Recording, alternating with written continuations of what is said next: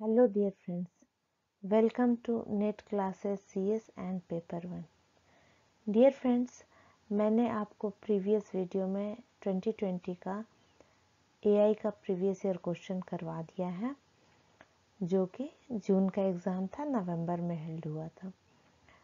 अब AI के onward questions 2019, 18, 17 question मैं यहाँ पे आपको कुछ क्वेश्चन करा रही हूँ और एक वीडियो बना के मैं टोटल AI के total previous year question NTA UGC net के आपको विद एक्सप्लेनेशन करवा दूंगी। तो चलिए हम लोग स्टार्ट करते हैं।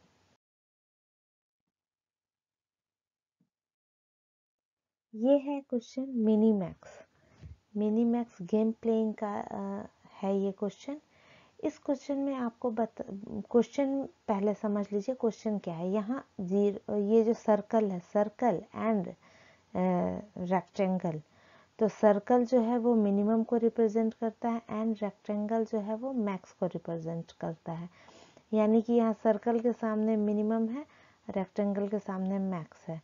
तो यहाँ पे अलग से लिखा भी है, ऐसा नहीं कि आप इमेज से कंफ्यूज हो जाएं कि अरे मैक्स के सामने मिन था, मिन के सामने मैक्स था, कौन सा था। इसमें कोई कंफ्यूजन नहीं, यहाँ क्लियर बिल्कुल लिखा हुआ है। The value of the root node of the game tree is, जब ये रूट, इसको रूट कहते हैं और ये सारे इसके चाइल्ड हैं, तो रूट की वैल्यू क्या होगी फाइनल। तो हम लोग देखिए क्वेश्चन को समझते हैं। इसका मैं एक्सप्लेनेशन आपको बता दूं। देखिए जो वो ट्री था मैंने आपको दिखाया कि इसमें 17 और 19 इसके इस रूट मतलब इस पेरेंट के ये ब्रांच का ये वैल्यू है, ठीक है। और यहाँ मीन दिया है, सर्कल को मीन दिया है और रेक्टेंगल को मैक्स दिया है। तो मीन वैल्यू को हम ऊपर लाएंगे और जो मैक्स होगा उसको छोड़ देंगे। तो मीन वैल्यू यहाँ पे 17 और 19 में क्या है, 17 है। इनके सिबलिंग्स में कंपैरिजन होता है। यहाँ 16 ओनली है, यहाँ कोई वैल्यू ही नहीं है तो 16 आ जाएगा। यहाँ 111 है, यहाँ 112 है तो 111 आ जाएगा। यहाँ 15 है और यहाँ कुछ नहीं है, ये दूसरा ब्रांच अभी खाली है तो 15 आ गया। यहाँ 14 है और यहाँ दूसरे ब्रांच में कुछ नहीं है तो ये 14 आ गया। और बाकी सारा ब्रांच एम्प्टी है तो हम उसको कंसीडर नहीं करते हैं। तो हम आ गए मिनिमम पे। अब ऊपर आना है, मैक्स को लाना है। ये रेक्टेंगुलर जो है वो क्वेश्चन में आपको दिया हुआ था कि मैक्स वैल्यू को लेना है। तो ये सिबलिंग यहाँ पे 16 और 17 हो गए, तो मैक्स कौन सा है, 17 है तो 17 ऊपर आ गया। ये दोनों में इसके सिबलिंग का कोई वैल्यू ही नहीं है तो ये 11 आ गया। यहाँ पे 15 और 14 है तो हम मैक्स को ले रहे हैं तो 15 आ गया। अब इनमें से मिनिमम को ऊपर लाना है। देखिए सबसे बड़ी बात, ये दोनों सिबलिंग हो गए अब, क्योंकि एक पेरेंट के दो चाइल्ड हो गए, ठीक है।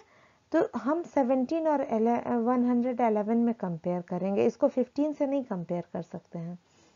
तो 17 और 111 में मिनिमम कौन सा है, 17। और यहाँ पे 15 है और दूसरे ब्रांच में ये तो खाली आ रहा था इधर से, तो यहाँ कोई वैल्यू नहीं दिया है तो ये 15 को हम ऊपर ले आएंगे। अब इसमें से मैक्स वैल्यू को ऊपर ले जाना है। तो ये 17 है, ये 15 है, तो मैक्स कौन सा होगा, ये 17 होगा। तो आंसर इसका क्या हो जाएगा, 17 हो जाएगा। बहुत सिंपल है। एक बार फिर मैं थोड़ा सा आपको समझा देती हूँ कि यहाँ पे कैसे वैल्यू को चेक करेंगे। यहाँ पे हम चेक करेंगे जिसका पेरेंट सेम हो, उसके जो चाइल्ड हुए वो सिबलिंग हुए, और उन सिबलिंग में ही हम कंपेयर करके मीन और मैक्स को ऊपर ले जाते हैं। यहाँ पे सिबलिंग में कंपेयर करके ऊपर जाएगा, यहाँ पे सिबलिंग में कंपेयर करके ऊपर जाएगा, यहाँ पे सिबलिंग मीन्स कि इनके सिबलिंग को ही हम कंपेयर करेंगे और पेरेंट नोड पे पहुंचाएंगे। अब ये दोनों सिबलिंग बन गए क्योंकि इसका पेरेंट ये होगा, ये दोनों सिबलिंग बन गए, इसका पेरेंट ये होगा, ये दोनों सिबलिंग बन गए, इसका पेरेंट ये होगा। अब ऊपर आए तो ये दोनों, मतलब समझ लीजिए कि हम लोग का ये लाइफ में जैसे हम जनरेशन पढ़ते हैं, सबसे बड़े दादा, उनके बच्चे, उनके बच्चे, उनके बच्चे, तो सिबलिंग कटते जाते हैं। यहाँ जो ये दादाजी हैं, ये दादाजी, इनका फैमिली अलग हो गया, इनका अलग, अब उनके बेटे हो गए तो पापा हो गए, चाचा हो गए, फिर चाचा की फैमिली अलग हुई, पापा की अलग हो गई, फिर हम भाई बहन हो गए, तो इसमें फिर हमारे बच्चे अलग हो गए, भाई के अच्छे बच्चे अलग हो गए। तो इस तरह से जो होता है ना, बिल्कुल हमारे रियल लाइफ से ये इसका ब्रांचिंग और पेरेंट और रूट और सिबलिंग, ये सारे टर्म का इन्वेंशन हुआ है, जो भी उस टर्म को यूज किया जाता है उसी के अकॉर्डिंग। तो ये बिल्कुल क्लियर होना चाहिए, बहुत अच्छे से मैंने समझा दिया। इसका आंसर आपको पता चल गया। अगला क्वेश्चन देखते हैं हम। Consider the following statement. ये स्टेटमेंट में क्या है, नॉट लॉजिकली इक्विवेलेंट एंड, तो हम यहाँ देखेंगे फॉर ऑल पी एक्स और for all Q x and for all P x और क्यू एक्स, यहाँ फॉर ऑल नहीं है, ठीक है, तो ये नॉट लॉजिकली इक्विवेलेंट है। और यहाँ पे there exist P X and there exist Q X, there exist P X and Q X are not logically equivalent. तो क्या है, ये इक्विवेलेंट होना चाहिए। आप ये देखिए, यहाँ फॉर ऑल है, यहाँ फॉर ऑल है, यहाँ फॉर ऑल है, यहाँ फॉर ऑल नहीं है, यहाँ देयर एग्जिस्ट है, यहाँ देयर एग्जिस्ट है, यहाँ देयर एग्जिस्ट है और यहाँ नहीं है। देखिए एंड तो आता है, ये पता है, और भी आता है, ये पता है, लेकिन ये दोनों लॉजिकली इक्विवेलेंट नहीं हो सकते हैं। इसका मीनिंग अलग हो गया। There exist P X and Q X, यहाँ पी एक्स एग्जिस्ट करता है और यहाँ है कि देयर एग्जिस्ट पी एक्स भी एग्जिस्ट करता है और क्यू एक्स, तो ये दोनों का मीनिंग बिल्कुल अलग हो गया। तो हम इसमें क्या बोलेंगे, ये भी लॉजिकली इक्विवेलेंट नहीं है और ये दोनों भी लॉजिकली इक्विवेलेंट नहीं है। तो इसका आंसर हो जाना चाहिए 3, both S1 and S2 are not logically equivalent. ये देखिए यहाँ पे है, ये सारा मैंने ईयर यहाँ लिखा हुआ है, हर चीज़ को मैं डिस्कस, मतलब यहाँ बाय डिफ़ॉल्ट दिख ही रहा है स्लाइड पे, तो आप इसको देख सकते हैं। और किसी तरह का एरर हो, कुछ भी आपको लगे कि मैंने कुछ स्लाइड में गलत डाल दिया है, तो आप लोग कमेंट में बता सकते हैं। ऐसे मैंने पूरा ध्यान रखा है कि किसी भी तरह का मिस्टेक ना हो। मैं अपने बिल्कुल इसको क्लियर अच्छे से वेरीफाई करने के बाद मैं ये स्लाइड्स आपके सामने लाई हूँ। अब है ये question, trapping at local maxima, reaching at plateau, traversal along the ridge, consider the following, which of the following option represent shortcomings of the hill climbing algorithm. Shortcomings, इसको ध्यान दीजिए, शॉर्टकमिंग्स क्या है। तो यहाँ पे आप देखिए, इसको हम शॉर्टकमिंग्स को देखते हैं कि ये है shortcomings of the hill climbing. तो trapping at the local maxima क्या होता है, मैंने आपको पहले बताया है, लेकिन फिर मैं ये बता देती हूँ। देखिए, इसको हम लोकल मैक्सिमा कहते हैं। अगर हम लोकल मैक्सिमा पे आके ट्रैप हो जाते हैं तो हमें ऑप्टिमल सॉल्यूशन नहीं मिलता है और हम गलत सॉल्यूशन को सेलेक्ट कर लेते हैं। तो ये एक प्रॉब्लम है। यहाँ देखिए मैंने लिखा है प्रॉब्लम स्टेट्स कौन कौन से होते हैं, लोकल मैक्सिमा, प्लेट्यू, रिज। तो देखिए अब क्या है, प्लेट्यू या फ्लैट, इस पे भी अगर आके हम और इस वैल्यू को हम कंसीडर करें कि ये ऑप्टिमल वैल्यू है, तो यहाँ तो ये भी गलत होगा, क्योंकि जो ऑप्टिमल वैल्यू है वो तो ये है, बेस्ट वैल्यू जो है वो सॉल्यूशन जो है वो ये है, और हम यहाँ पे फ्लैट देख के सोचेंगे कि इसके बाद इससे हाईएस्ट कोई वैल्यू ही नहीं है, तो फिर हम इसको सॉल्यूशन मान लेंगे, लेकिन ये गलत है। एंड देन रिज का भी क्या है कि ये एक पिक होता है, बिल्कुल डायरेक्ट एक पिक होता है, और इस पिक को हम अपना सॉल्यूशन मान बैठते हैं, लेकिन उसके बाद डायरेक्ट ये स्लोप है और ये भी सॉल्यूशन नहीं है, ऑप्टिमल सॉल्यूशन नहीं है, बेस्ट सॉल्यूशन नहीं है। तो बेस्ट सॉल्यूशन क्या होता है, ये ग्लोबल मैक्सिमम होता है, ये है। तो इसको देखिए मैंने यहाँ पे सॉल्यूशन भी उसका लिखा है, प्रॉब्लम क्या होता है और सॉल्यूशन। तो प्रॉब्लम स्टेट में क्या है, local maximum, plateau and ridge, ये तीन जो होते हैं स्टेट्स ये प्रॉब्लम होते हैं, शोल्डर नहीं होता है प्रॉब्लम। और उसके बाद ग्लोबल मैक्सिमम तो बेस्ट होता ही है सॉल्यूशन, ठीक है। तो ये दोनों प्रॉब्लम नहीं है, लेकिन local maximum, plateau and ridge ये तीनों आपके प्रॉब्लम स्टेट्स होते हैं। और इनका सॉल्यूशन क्या होता है, इसको बहुत इंपॉर्टेंट है, इसको एकदम ध्यान से याद रखिएगा। लोकल मैक्सिमम का क्या होता है, बैक ट्रैकिंग। अगर हम लोकल मैक्सिमम पे फंस गए तो हम बैक ट्रैक करते हैं। और अगर प्लेट्यू पे, फ्लैट पे हम फंसे हैं तो हम एक लॉन्ग जंप करेंगे। ये देखिए यहाँ ये लॉन्ग जंप किया तो मोस्ट प्रोबेबली हमारे चांसेस बनते हैं कि हम बेस्ट सॉल्यूशन को ढूंढ पाएंगे। और रिज क्या है, ये पीक आ गया, यहाँ पे लग रहा है कि हम ही मतलब सबसे हाईएस्ट हैं। तो यहाँ क्या करते हैं, और 2-3 रूल लाते हैं उसको सॉल्व करने के लिए, चेक करने के लिए। तो ये है, बहुत अच्छे से मैंने इसको एक्सप्लेन कर दिया, आप कभी लाइफ में नहीं भूलेंगे, इतना अच्छा एक्सप्लेनेशन है। और ये इमेज आपके दिमाग में अगर रहता है तो इसको अच्छे से फिर आप कभी नहीं भूल पाएंगे। ये शोल्डर है, ये ग्लोबल मैक्सिमम है जो बेस्ट है, ऑप्टिमल सॉल्यूशन है। ये लोकल मैक्सिमम है जो कि प्रॉब्लम स्टेट है। फ्लैट, प्लेट्यू दोनों सेम नाम को कहते हैं, ये भी एक प्रॉब्लम स्टेट है। और रिज ये भी एक प्रॉब्लम स्टेट है। तो ये तीनों जो है ये प्रॉब्लम स्टेट है, इसको मैंने ब्लैक से किया है। और ये ग्रीन है ग्लोबल मैक्सिमम, शोल्डर ये भी ग्रीन। तो ये बेस्ट है, ग्लोबल मैक्सिमम जो है वो बेस्ट है, और शोल्डर कोई प्रॉब्लम स्टेट नहीं होता है।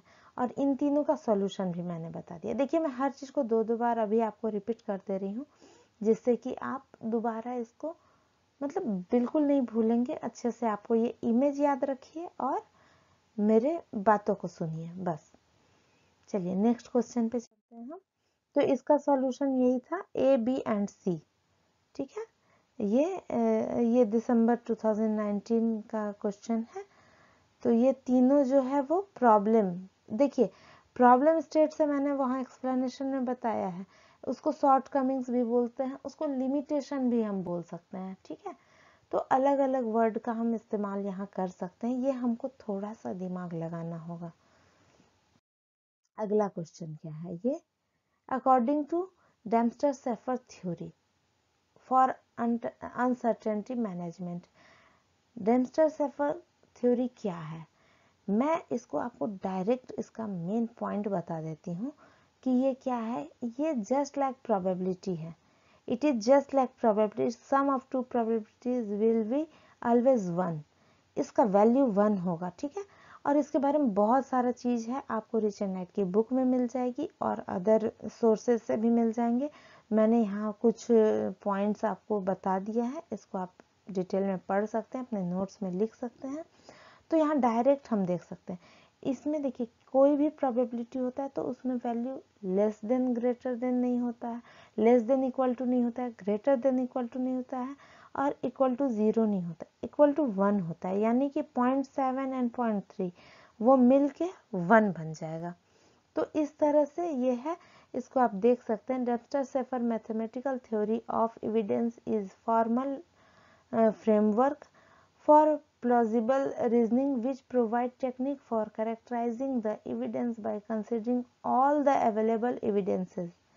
Dempsey-Shaffer theory has been used in decision making, यहाँ decision making के लिए इसको यूज किया जाता है, ठीक है। और देखिए मैंने एक पेज यहाँ लगाया है, ये है पेज 8.4, मतलब आर्टिकल है, ये रिच एंड नाइट की बुक से मैंने लिया है। तो आप यहाँ भी देख सकते हैं, सेम ये देखिए, ठीक है। बेल नेगेशन एस 1 माइनस, तो ये 1 इधर चला जाएगा और यहाँ प्लस बेल और plus negation S and normal S को हम ये करेंगे, ऐड करेंगे, और ये एस इधर आ जाएगा, ये इधर चला जाएगा। बस सिंपल डायरेक्ट यहाँ से क्वेश्चन उठ के आया है, ठीक है। इसीलिए फ्रेंड्स मैं हमेशा बोलती हूँ बुक पढ़िए, सेल्फ स्टडी कीजिए, ज़्यादा बहुत सारे लेक्चर्स और बहुत सारे टीचर और बहुत सारा प्लेटफॉर्म फॉलो कीजिएगा तो बहुत दलदल में फंस जाइएगा। अब आप समझ सकते हैं कि मतलब बहुत अच्छे से इसको सोच के रास्ता चुनना है आपको, कैसे आपको जाना है ह्यूरिस्टिक वे में, और बढ़िया से आपको सोच के निकलना है कि कैसे हम इसको क्लियर करेंगे। चलिए तो अगले क्वेश्चन को हम देखते हैं। इसका आंसर हो गया 3 नंबर, ये है दिसंबर 2019 का क्वेश्चन है। उसके बाद है ये greedy based first search, A star search, recursive based first search, iterative deepening A star search. ऐसे क्वेश्चन कई बार आए हुए हैं, तो इसका आप पढ़िए। Suffer from excessive node generation, excessive node generation किस में होता है बताइए, सोचिए। Time complexity depend on the quality of heuristic. अगर ये सब चीज़ आपको नया, बिल्कुल नया लग रहा है, आपने पहले एआई बिल्कुल नहीं पढ़ा है, तो आप मेरे कुछ लेक्चर्स मैंने दिए हैं यूनिट 1 के, तो उसको आप पढ़िए। उसमें से मैक्सिमम क्वेश्चन उसमें से सॉल्व हो रहे हैं, और जो टॉपिक नहीं हुआ है मैं उसका भी कंटेंट आपको दे दूंगी। आपको किस टॉपिक को पढ़ना है मुझसे वो कमेंट बॉक्स में आप लिख सकते हैं, तो फिर मैं उसके नोट्स आपको दे दूंगी। जहां आपको प्रॉब्लम हो, देखिए फंसना नहीं है बिल्कुल, जहां भी थोड़ा भी प्रॉब्लम होता है तो उसको डाउट को नहीं रखना है, बिल्कुल आप कमेंट बॉक्स में लिखिए, मैं नेक्स्ट डे उसका वीडियो बना के डाल दूंगी, मतलब एज सुन एज पॉसिबल।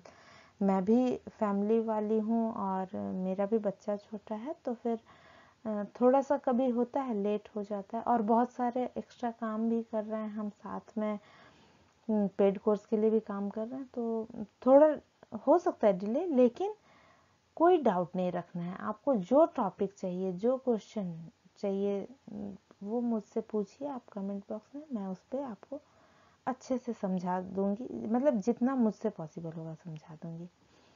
तो आइए इसके बारे में हम आगे देखते हैं। यहाँ देखिए एनटीए यूजीसी ने दिसंबर 2018 में है greedy based first search, A star search, recursive based first search, और ये greedy based first search, A star search और recursive based first search, SMA star search. ठीक है, इस तरह से ये क्वेश्चंस आए हैं। तो इसका आंसर क्या है? ए का 1, select node for expansion of optimal path to that node has been found. Previous slide को आप देख लीजिएगा और डिटेल में पढ़ लीजिएगा। तो ग्रीडी बेस्ड फर्स्ट सर्च में क्या होता है? Select node for expansion of optimal path to that node has been found. ठीक है, मतलब कि ऑप्टिमल पाथ ढूंढता है ग्रीडी बेस्ड फर्स्ट सर्च। ठीक है, बी का क्या है? Star search, time complexity depend on the quality of heuristic. हाँ, ह्यूरिस्टिक की वैल्यू जो होगी उसके अकॉर्डिंग ए स्टार सर्च का वैल्यू होगा। ठीक है, रिकर्सिव बेस्ड फर्स्ट सर्च क्या होता है कि सफर फ्रॉम एक्सेसिव नोड जनरेशन। अब रिकर्सिव जब हो रहा है, बार बार रिकर्सन हो रहा है, तो एक्सेसिव नोड जनरेशन होगा ही होगा।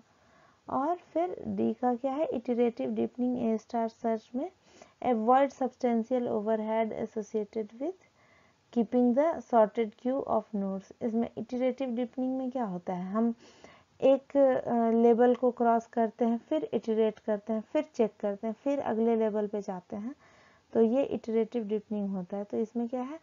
सब्सटेंशियल ओवरहेड को अवॉइड करता है। ठीक है, तो अगले,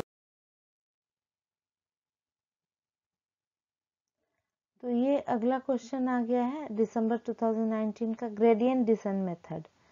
इस मेथड में क्या होता है? इसमें एक ग्राफ होता है जिसमें कि अगर ग्राफ अप जाता है तो वो निगेटिव साइन है, मतलब कि वो लॉस में जा रहा है, और अगर ग्राफ लो जाता है यानी कि वो हाई है वैल्यू इसका। इस टॉपिक को मैं अच्छे से आपको पढ़ा दूंगी, मैंने पेड में बताया भी है। तो देखिए ये अननॉर्मलाइज्ड है और ये नॉर्मलाइज्ड होता है, इसका इमेज एक तरह से है ये। अब देखिए जैसे मैंने बताया, very high learning rate, low learning rate, high learning rate, इस तरह से गुड लर्निंग रेट। तो गुड लर्निंग रेट देखिए नीचे जा रहा है और इधर जा रहा है तो वो लॉस में जा रहा है। ठीक है, तो ये है let W0 represent weight between the node I at layer K and node J at layer K minus 1 of a given multi-layer perceptron. The weight updation using gradient descent method is given by where A and E represent learning rate and error in the output respectively. तो फिर इसका value ये क्या होगा, ये minus में जाएगा, यहाँ प्लस में है, यहाँ ये माइनस में जाएगा। तो ये इसका सॉल्यूशन वही होगा। ठीक है, अगले स्लाइड पे हम चलते हैं। A fuzzy conjunction operator XY and a fuzzy disjunction operator SXY from a pair if they satisfy. तो if XY is equal to इतना है and SXY is given by, तो SXY क्या होगा? तो सिंपल सा है, ये बिल्कुल हमारे मैथ की तरह है कि इसका वैल्यू हमको एक वैल्यू लेके दूसरे में डाल दो और फिर दो इक्वेशन सोचकर और इस तरह से इसको हम सॉल्व कर देंगे। ठीक है, तो इसका आंसर है ये बी। चलिए नेक्स्ट क्वेश्चन क्या है? Greedy best first search, lowest cost first search, A star algorithm. ठीक है, ये जून 2019 का क्वेश्चन है। मिनिमल कॉस्ट किस में होता है आप बताइए, सोच के बताइए। मिनिमल ह्यूरिस्टिक का वैल्यू कहाँ होगा और ये कहाँ होगा? ठीक है, तो आप ग्रीडी बेस्ट फर्स्ट सर्च में देखिए हम बिल्कुल मिनिमल होता है। आइए इसका डिटेल में बता दूं। ए स्टार सर्च में क्या होता है? Inform best first search, F N equal to G N plus H N. N next node को कहते हैं, G N cost, start node to N node का कॉस्ट होता है वो जी एन होता है, और एच एन क्या होता है? ह्यूरिस्टिक फंक्शन होता है। तो जी एन प्लस एच एन होता है एफ एन ए स्टार में। तो ये हो गया वन का, ए स्टार का क्या हो गया? सी का वन हो गया। ठीक है, और उसके बाद देखिए greedy best first search. Greedy best first search क्या है? Quick solution, F N equal to H N. तो ग्रीडी बेस्ट फर्स्ट सर्च यहाँ पे देखिए ए का 2 है।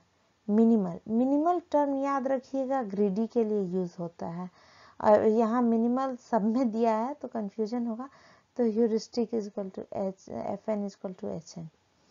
और उसके बाद है लोएस्ट कॉस्ट फर्स्ट सर्च, तो ये बी है, उसका 3 होगा, minimal cost P, minimal cost P. ठीक है, कॉस्ट फर्स्ट सर्च इसका मतलब यहाँ कॉस्ट, यहाँ भी कॉस्ट दिया है और यहाँ भी लोएस्ट कॉस्ट फर्स्ट दिया है। तो आप अपने आईक्यू को भी यूज़ कर सकते हैं अपने दिमाग से कि यहाँ कॉस्ट और कॉस्ट दोनों है, लोएस्ट है मिनिमल है, तो ऐसे मैच, मतलब आपको अगर 1-2 भी पता है तो आप इस क्वेश्चन को सही कर ही लेंगे। जैसे ग्रीडी का पता था मुझे मिनिमल, अच्छा ए स्टार का पता है कि उसमें 2 वैल्यू होंगे, तो 2 वैल्यू वाला तो यहाँ पर एक ही है ऑप्शन, तो सी का आप 1 कर देंगे, ए का 2 कर देंगे, तो फिर बचा ये मिनिमल कॉस्ट। तो कॉस्ट कॉस्ट दोनों में यूज हो रहा है। मतलब बहुत सारा तरीका है इसको अप्रोच करने का, क्योंकि एग्जाम में तो कैसे भी हमको सॉल्व करना है, थोड़ा अपना कॉमन सेंस भी लगाना है, अपने एक्सपीरियंस से, अपने कॉन्सेप्ट से एक कॉन्सेप्ट को हम दूसरी जगह भी यूज कर सकते हैं, ऐसा हो जाता है। तो हम अगले क्वेश्चन पे चलते हैं। अब ये है in heuristic search algorithm in artificial intelligence, ये जून 2018 का क्वेश्चन है। If a collection of admissible heuristic H1 HM is available for a problem and none of them dominates any of the other, which should we have to choose? तो देखिए इसमें सबसे बड़ा hint क्या है? Collection of admissible heuristic H1 available for a problem and none of them dominate any of other। Dominate नहीं करना चाहिए और एडमिसिबल, तो वो मैक्स होगा, ना मीन होगा, ना एवरेज होगा, ना सम होगा, आपको मैक्स होना चाहिए उसका वैल्यू। तो ये सिंपल सा है, इसको आप डायरेक्ट समझ सकते हैं। तो इसका answer, if a collection of admissible heuristic is available for a problem and none of them dominates any of the other, we can use the composite function hn is equal to max। तो हम इसको use कर सकते हैं composite function को, ठीक है। तो ये यहाँ देखिए जून है, जुलाई में भी इस समय एग्ज़ाम हुआ था पेपर 1 का फिर से। तो अगर कोई कंफ्यूजन हो तो इसको आप थोड़ा सा क्लियरली देख लेंगे, ठीक है। अगला question, consider following sentences regarding A star and inform search strategy in इसका आंसर आ गया है, both statement A and statement C are true, ठीक है। तो pruning is integral to A star और A star expands all node with Fn is less than C star, ठीक है। यहाँ ग्रेटर देन नहीं होता है, ठीक है, ग्रेटर देन नहीं होता है, ये आपको दिमाग में रखना है। चलिए अगले क्वेश्चन पे चलें। The map coloring problem can be solved using which of the following technique। देखिए इसको मैंने बहुत अच्छे से पढ़ाया था। तो मीन इन एनालिसिस क्या होता है, बैकवर्ड एंड फॉरवर्ड दोनों उसमें होता है। एओ स्टार क्या होता है, एंड और सर्च होता है। ब्रेड फर्स्ट सर्च क्या होता है, वो लेवल वाइज होता है। और कांस्टेंट सेटिस्फैक्शन क्या होता है, वो मैप कलरिंग के लिए यूज होता है। ये मैंने आपको पढ़ाया है। तो देखिए, ये देखिए, these all are good examples of map coloring and it comes under CSP, constant satisfaction problem। तो देखिए जब मैप कलरिंग, कोई मैप हमने बनाया, अब उसको कलर करना है, तो यहाँ पे देखिए सारा एडजेसेंट, मतलब जब मैंने ड्रॉ किया तो सब एक कलर का है, लेकिन अगर हम इसको कलर करते हैं, ये तो मान लीजिए नॉर्मल है, केवल एक स्केचिंग किया है, लेकिन अगर हम कलर करते हैं तो एडजेसेंट जो भी पार्ट है उसको अगर हम सेम कलर से कर दे, इसको भी रेड, इसको भी रेड, तो इसका बाउंड्री कहाँ पता चलेगा हमें कि एंड कहाँ है इसका और ये कहाँ से स्टार्ट हो रहा है अगला पार्ट, ठीक है। उसी तरह ये एक इमेज देखिए, यहाँ पे एक रेक्टेंगल है, 1 नंबर है, फिर ये एल शेप है, 2 है, 3 है, 4 है, 5 है। तो ये सबको हमने अलग कलर दिया है, तो हम इसको आइडेंटिफाई कर पाएंगे कौन सा पार्ट क्या है। इसी तरह देखिए हम इसमें भी यूज करते हैं, ग्राफ में भी, कि एडजेसेंट नोड को हम सेम कलर नहीं देते हैं। देखिए ग्रीन यहाँ है, फिर ग्रीन यहाँ आ गया, लेकिन ग्रीन यहाँ भी नहीं है, ग्रीन यहाँ भी नहीं है। एडजेसेंट जो होते हैं जस्ट बगल वाले, एडजेसेंट यानी कि जस्ट उसके बाद जो है, उससे ज्वाइंट जो बाद में है। अब ये नहीं कि ये और ये एडजेसेंट नहीं हुआ, ये दोनों जुड़ा नहीं है, डायरेक्ट नहीं जुड़ा है, इनडायरेक्ट जुड़ा है, ऐसे घूम के जुड़ा है, ठीक है। तो ये है, इसको आप बिल्कुल ध्यान से याद रखिएगा, इससे रिलेटेड क्वेश्चन कई बार आए हैं, ठीक है। कांस्टेंट सेटिस्फैक्शन प्रॉब्लम इसको हम बोलते हैं, मैप कलरिंग प्रॉब्लम, ठीक है। ये टेक्निक है। तो इसका आंसर हो गया। 2013 में भी ये क्वेश्चन आया है, देखिए। उसके बाद देखिए, consider the following terminology and match list 1 and list 2 and choose the correct answer from the code given below। तो ये क्या है, दिसंबर 2018 का क्वेश्चन है। ब्रांचिंग फैक्टर बी को कहते हैं, डी को depth of the shallowest solution, M को maximum depth of the search tree, L को डेप्थ लिमिट कहते हैं। अब यहाँ पे सब कुछ बताया हुआ है, तो इसको आप देखिए, बी एल है तो यहाँ लिमिटेड के साथ आ जाएगा, ठीक है। और इस तरह से देखिए, बी एफ एस है, डेप्थ फर्स्ट सर्च है, डी एफ एस है, डेप्थ फर्स्ट सर्च है, तो इसका क्या होगा वैल्यू, इटरेटिव डीपनिंग सर्च है। तो मैंने इसको सारा आपको बताया है अच्छे से, आप प्रीवियस लेक्चर देखिए। तो बी एफ एस है, उसके पावर में चला जाएगा, क्योंकि बी एफ एस सबसे ज़्यादा स्पेस और ये की वजह से सबसे ज़्यादा वो मेमोरी यूज़ करता है, और उसका complexity, time complexity, space complexity दोनों बी एफ एस का ज़्यादा होता है। डी एफ एस में क्या है कि वो डेप्थ में जा रहा है, तो वर्स्ट केस स्पेस कॉम्प्लेक्सिटी ये होता है। डेप्थ लिमिटेड सर्च में ब्रेड्थ इनटू एल हो जाता है, लिमिटेड हो जाता है। इटरेटिव डीपनिंग में क्या होता है, ब्रेड्थ इनटू डेप्थ हो जाता है। तो ये इसका सॉल्यूशन हो गया। ए का 2 होगा, BFS का 2 होगा, और बी का 3 होगा, सी का 4 होगा, और डी का 1 होगा। ऑर्डर ऑफ बी, इसमें भी एक दो अगर आपको याद है तो आप लगा सकते हैं, सही कर सकते हैं। ये भी क्वेश्चन बहुत सिंपल है, बिल्कुल मैथमेटिकल लॉजिक का है, ठीक है।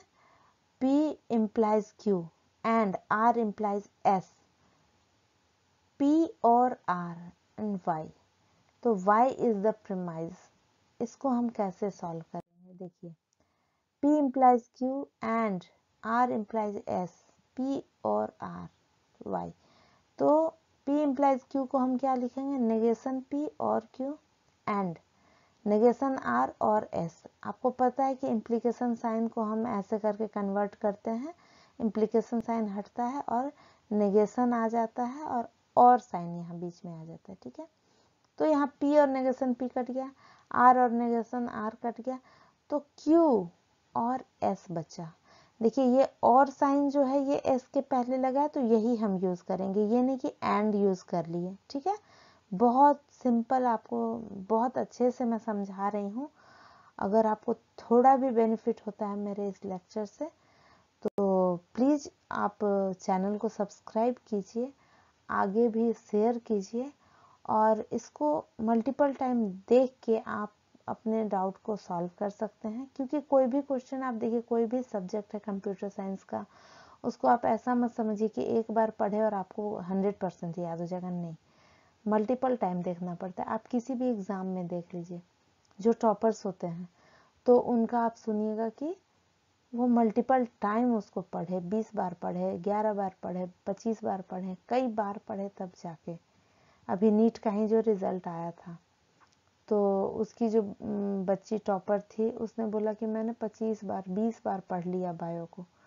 तो NCERT उसने पढ़ लिया, उसको सब कुछ याद हो गया, 100% मार्क्स आ गए। तो कभी भी आप इसको एक बार देखेंगे तो आपको समझ में तो आ जाएगा, लेकिन याद नहीं होगा। फिर आप अगर 2-3 बार देखते हैं तो आपको बिल्कुल दिमाग में आपके बैठ जाएगा। और ये डिपेंड करता है हर स्टूडेंट पे, और नहीं तो फिर आप इसको देख के नोट्स बना सकते हैं। जो क्वेश्चन का सॉल्यूशन आपको नहीं आता है, जो यहाँ मिल रहा है, उसको आप अपने नोटबुक में लिखिए, और उसके बाद फिर उस नोटबुक को रिवाइज कीजिए। और अगर कोई डाउट होता है तो आप कमेंट बॉक्स में लिख सकते हैं।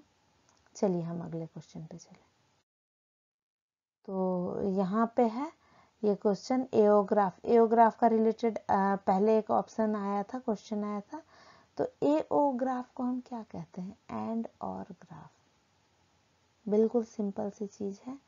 मैंने ये भी आपको पढ़ाया कि ये एंड ग्राफ है और ये और है, और इंडिविजुअल होता है, एंड ज्वाइंट होता है, ठीक है। तो ये क्वेश्चन में क्या है, आप ये इमेज देख कर डर जाएंगे, हे भगवान मैंने तो ये पढ़ा ही नहीं, अब क्या करें। नहीं, which is the best node to expand next by AO algorithm. And और सर्च में हम कौन सा नोड एक्सपेंड करें, तो कौन सा करना चाहिए हमको? आपको यहाँ देख के लगेगा कि ए है 42 है, तो ये ज़्यादा है, इसको नहीं करें। लगेगा कि अरे इसका 22 है, इसका 24 है, इसी को एक्सपेंड करें। लेकिन आप देखिए, एंड वाला हमेशा ऐड हो जाता है, तो 3 और 2 का जो वैल्यू है ऐड हो जाएगा, 22 और 24 ऐड हो जाएगा, तो ये 46 हो जाएगा। और ये 42 है, तो हम किसको एक्सपेंड करेंगे? आप बताइए। ए को करेंगे, ठीक है। तो समझ में आया? 46 फिर आगे जाके वो ज़्यादा हो जाएगा। तो एंड और ग्राफ में आपको बताया गया है कि एंड वाला दोनों एक दूसरे को साथ लेके चलता है, किसी को छोड़ नहीं सकता, और इंडिविजुअल होता है। तो और 42 ही आपका कॉस्ट लगेगा, लेकिन एंड वाला लीजिएगा तो आपको 22 + 24 46 लगेगा कॉस्ट। तो कौन सा कम है? 42। तो बेस्ट नोड कौन सा हुआ? 42, क्योंकि वो कम है, ठीक है। अगर समझ में आता है तो प्लीज़ आप एक बार मुझे कमेंट्स करके ये बताइए कि आपको मेरा समझाना मतलब बिल्कुल क्लियर हो रहा है, या मुझे अपने तरीके में कुछ और चेंज लाना चाहिए। आप इसको बता सकते हैं। चलिए अगले क्वेश्चन पे चलें। Let we X mean X is a vegetarian, M Y for meat eater. ये क्वेश्चन भी मैंने कराया है, देखिए 2020 में ऐसा क्वेश्चन, और ये देखिए 2016 में भी आया है अगस्त में। तो हम इसके सॉल्यूशन पे चलते हैं। For all X V X, for all Y E. तो वी एक्स क्या है, X is vegetarian, M Y is meat eater, and E X Y, X its Y. ठीक है, तो इसका सॉल्यूशन क्या होगा, so all statements are equivalent, सबका आप मतलब निकालिएगा तो वो इक्विवेलेंट ही है। ठीक है, प्रोपोजिशनल लॉजिक के क्वेश्चन है, एक्सप्लेनेशन मैंने यहाँ दे दिया है, आप इसको समझ ले सकते हैं। आगे देखिए, क्वेश्चन है मॉडस पोनेंस और मॉडस टॉलेंस का। तो ये भी प्रोपोजिशनल लॉजिक का है, ये फॉर्म है and alpha inter beta and negation beta inter negation alpha. ये पहले के क्वेश्चन हैं। R1 hold correct definition of Borders tolerance and R2 hold the correct definition of tolerance। देखिए, इसमें एक चीज याद कर सकते हैं आप, पॉजिटिव जहाँ है वो पोनेंस है। ठीक है, फ्रॉम अल्फा बीटा एंड, तो ये है इसका आंसर क्या होगा, neither R1 nor R2 is true, क्योंकि ये इसका है नेगेशन है तो ये टॉलरेंस का हो गया, और ये नेगेशन नहीं है तो ये पोनेंस का होगा। ठीक है, ये आपस में इन्वर्स कर दिया है, इसका वैल्यू वहाँ उसका वैल्यू यहाँ, तो इसलिए neither R1 nor R2 is correct. इसको अपोजिट करेंगे तो दोनों करेक्ट हो जाएगा। चलिए, propositional logic, P bidirectional Q is equivalent where negation denotes not. ठीक है, ये साइन जो है ये नॉट के लिए है, तो इसमें P इम्प्लाइज Q है, तो हम इसको हम कैसे समझ सकते हैं, देखिए P implies Q, P bidirectional Q है, तो इसको हम कैसे लिखते हैं, P implies Q and Q implies P। तो P इम्प्लाइज Q को हम क्या लिखेंगे, नेगेशन P और Q एंड नेगेशन Q और P। तो इस तरह से ये यहाँ पे ऑप्शन आपको मिल गया, ये है। ठीक है, सिंपल, बहुत सिंपल है, देख के घबराना बिल्कुल नहीं है। बाई डायरेक्शनल को हम कैसे कन्वर्ट करते हैं, और उसको हम इम्प्लीकेशन आया उसको कैसे कन्वर्ट किया, सॉल्यूशन आ गया तुरंत। ठीक है, फिर देखिए ये match the following with respect to the heuristic search technique, steepest ascent, hill climbing, branch and bound, constant satisfaction analysis और मीन इन एनालिसिस। ऐसा क्वेश्चन अभी 2020 में भी आया था, मैंने आपको पिछले वीडियो में वो बताया है। ठीक है, तो उसका एक्सप्लेनेशन बस सेम ऐसा ही था, तो यहाँ पर आप देख सकते हैं क्या होता है। ब्रांच एंड बाउंड क्या होता है, जैसे हम अगर किसी ब्रांच पे जाते हैं, वहाँ पे हमको कॉस्ट लगता है कि नियर बाय नहीं है, हमारे बजट या हमारे ये क्या डिमांड के अकॉर्डिंग नहीं है, तो हम उसको बाउंड कर देते हैं और नेक्स्ट ब्रांच पे जाते हैं। मीन्स कि जो आसपास नहीं आ रहा है वैल्यू अगर सॉल्यूशन के, तो हम उसको वहीं पे बाउंड कर देते हैं और नेक्स्ट ब्रांच पे हम जाते हैं। तो यहाँ चेक यही किया जाता है, are we are going in right path. अगर हम राइट पाथ पर जा रहे हैं तो हम सही इसमें बढ़ते जाएंगे, और जहाँ राइट पाथ पे नहीं है तो हम उसको बाउंड कर देते हैं। तो ये ब्रांच एंड बाउंड होता है। और स्टीपेस्ट एक्सेंट हिल क्लाइंबिंग में क्या होता है, all the neighbouring node evaluates all the neighbouring node at a time and selects the one closest to the solution goal state. इसको हर हर ऑल नेबरिंग नोड्स को एक ही बार में वो इवेल्युएट करता है, और उसके बाद क्लोजेस्ट जो होगा गोल से उस पे जाता है। और मीन एनालिसिस का क्या है कि फॉरवर्ड प्लस बैकवर्ड, हम गोल स्टेट की तरफ जाते हैं। इस ये जीपीएस में भी यूज होता है, ऑपरेटर सब गोलिंग का यूज होता है, इसमें ग्लूइंग यूज होता है, reduce the difference between goal and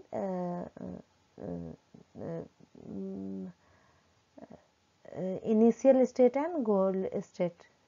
तो ये होता है, इसमें मेजर पार्ट को पहले हम सॉल्व करते हैं और माइनर पार्ट को बाद में सॉल्व करते हैं। इसका मैंने एक्सप्लेनेशन आपको बहुत अच्छे से दिया है प्रीवियस लेक्चर्स में। तो देखिए फ्रेंड्स, मुझे यही फील हुआ कि मैं जितना कॉन्सेप्ट आपको पढ़ाई हूँ वही कॉन्सेप्ट फिर से समझा रही हूँ प्रीवियस ईयर क्वेश्चन में। तो मुझे ये लगा कि मैं प्रीवियस ईयर क्वेश्चन ही डायरेक्ट कराऊं, क्योंकि एग्ज़ाम में टाइम अब इतना नहीं है कि 10 यूनिट को आप पूरा कॉन्सेप्ट और PYQs दोनों करें। और PYQs के साथ जब कॉन्सेप्ट आप करेंगे तो क्या होगा कि आपको कॉन्फिडेंस आएगा कि अरे ये जो मैं पढ़ रहा हूँ वो यूज़लेस नहीं है, अननेसेसरी नहीं है, इसे हम यूज़ करेंगे। तो इस तरह से है। फिर है ये कांस्टेंट सेटिस्फेक्शन प्रॉब्लम। इसमें क्या होता है कि ये Crypt arithmetic, fixed limits on time, cost and materials. Each letter has been assigned a unique numeric value and satisfy. तो ये देखिए send and more and money, ऐसा क्वेश्चन आप पहले देखे होंगे, इस तरह का क्वेश्चन आता है। तो बस इसमें यही पूछा जाता है ये कौन सा प्रॉब्लम है, तो कांस्टेंट सेटिस्फेक्शन प्रॉब्लम, ठीक है। और मैप कलरिंग भी वही है, और बाकी सारा भी यहाँ पे मैंने नाम दिया है। Each letter has been assigned a unique numeric value. अब इसमें ना हर लेटर को एक न्यूमेरिक वैल्यू दिया जाएगा और दोनों को फिर सॉल्व करके फिर ये वैल्यू आएगा। तो हमको सॉल्व करने को कभी नहीं आता है, बस इस प्रॉब्लम का नाम क्या है यही पूछा जाता है। चलिए नेक्स्ट क्वेश्चन पे चले। तो इसका आंसर है 1 का 4 है। Consider all move from current state to and select the best move. Branch and bound का क्या है, बी का 1 है। Keep track of all partial path which, partial path जहाँ candidate for further exploration, further exploration हमको करना है कि नहीं करना है ये चेक करता है branch and bound. Constant satisfaction problem क्या सॉल्व कौन सा होगा, discover problem state that satisfy the set of constants. इसको अब कांस्टेंट सेटिस्फेक्शन को और भी कुछ कह के आपको पूछ सकता है, उसमें 2-3 टर्म आते हैं। और मीन एंड एनालिसिस का क्या होगा कि detect difference between current state and goal state, या फिर डिक्रीज भी इसको बोल सकता है, difference between current state and goal state. तो ये हो गया आपको, इसका आंसर बी हो गया। होप कि आप लोग सब समझ रहे हैं अच्छे से, ठीक है। अगला क्वेश्चन है A star algorithm is a heuristic search technique. तो इसको आप पढ़िए। A star algorithm is a heuristic search technique which, A star क्या करता है, generates all successor node, compute estimate distance cost from goal node through each of the successor, if then chooses the successor with shortest cost। तो ये आप सारा इसको पढ़ सकते हैं। और देखिए वीडियो थोड़ा लंबा बनता जा रहा है। ये ए नंबर ऑप्शन जो है वो हिल क्लाइंबिंग सर्च का है, बी नंबर है स्टार को बता रहा है, और सी ब्रांच एंड बाउंड को बता रहा है। Save all path from star node to generate node, choose the shortest path for the further expansion। तो further expansion जहाँ आ गया वो क्या हो गया, ब्रांच एंड बाउंड का हो गया। थैंक यू डियर फ्रेंड्स, और हम मिलते हैं नेक्स्ट वीडियो में। बाकी AI के जो भी क्वेश्चन बचे हैं मैं वो सब कंप्लीट करा दूंगी आपको। अगर फ्रेंड्स आपको थोड़ा भी मेरा एक्सप्लेनेशन समझ में आए या फिर मेरा जो भी स्लाइड्स मैंने बनाया, जो जिस तरह से भी मैंने समझाया, वो अगर आपको थोड़ा भी पसंद आता है तो प्लीज़ कमेंट बॉक्स में बताइए, अपने फीडबैक जरूर दीजिए। सही लगा, अच्छा लगा, गलत लगा, सजेशन, या फिर अगर आप इसको पसंद करते हैं तो आप अप्रिशिएट कर सकते हैं, जिससे मुझे मोटिवेशन मिलेगा। Thank you. Thank you.